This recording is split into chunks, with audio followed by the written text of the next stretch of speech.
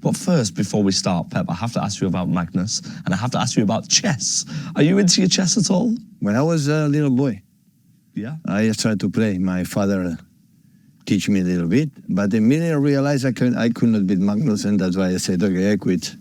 That was my decision. And that was the moment. And back to you, Magnus, about Pep Guardiola and your love for football. Yeah, I've loved football since I was little. I played a lot of football, like every day. I didn't actually come home from school. I just stayed at the school to play football. Then I come home to play chess. It turned out I was better at chess, so I continued to do that. That was definitely a good choice. Do you see any parallels between chess and football? Yes, for sure. I think both in chess and football, the important thing is to control the middle. So that's one thing, that if you control the middle, you control the pitch or the board. And another thing is that often in chess also you attack on one side, force the opponent to overload, and then you switch. And you have an advantage on the other side. So in terms of space, it's remarkably similar. Now, Pep, you must be impressed with the insight from, That's from right. Magnus That's there. right. That's nice. It's it is right. What he said is completely. And I think with the way you have to attack defense, why? But the attack depends on the movement of the opponent. So you have to pay attention with the other, the opponent does in every single movement and react in that. So he has not 2 hours to make the next movement. We have a second, to react or take a decision. It depends what's going on. How do you stay calm in such a high-pressure environment? Yeah. I think the simple answer is sometimes you just don't. You just keep like a little more calm than your opponents. Usually what I do in big moments is I try to like slow down for a bit if I have the time, focus on just breathing slowly. If that doesn't work, then I'm probably in trouble. And Pep, the same question for you.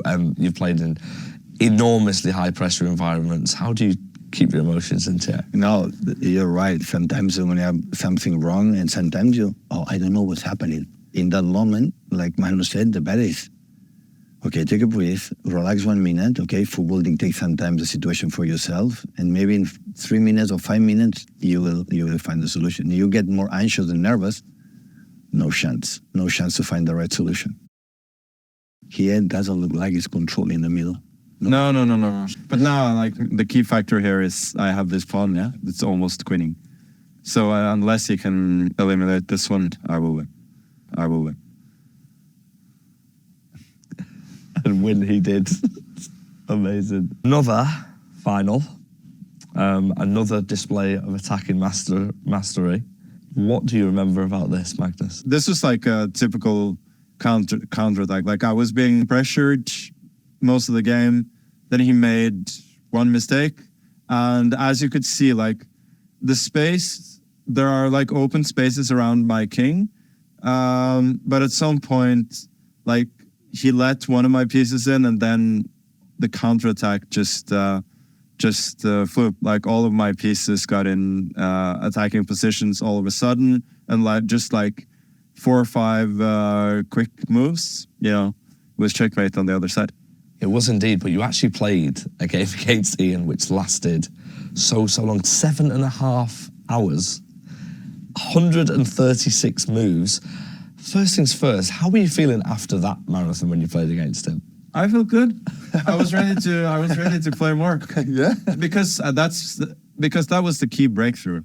That was the moment I've been waiting for the first 6 games of that match. And I remember like I was so calm, so focused for the last 2.5 hours. I was playing with fairly little time on my clock, but I knew like this is my chance.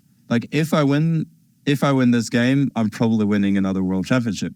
So I knew that was my moment. And afterwards, I was just so calm. And yeah, I even told like my manager after, like, yeah, I was ready to go like 3 more hours if I needed to. I was going to get that win. Pep, how does 7.5 hours on the touchline sound to you? No way. He felt like that, but I cannot imagine 7 hours being focused in one thing. Being 7 hours there is because, of course, it's his passion, his love. the best. And that's why can do it, he can handle it. That's why he's world champion many, many times.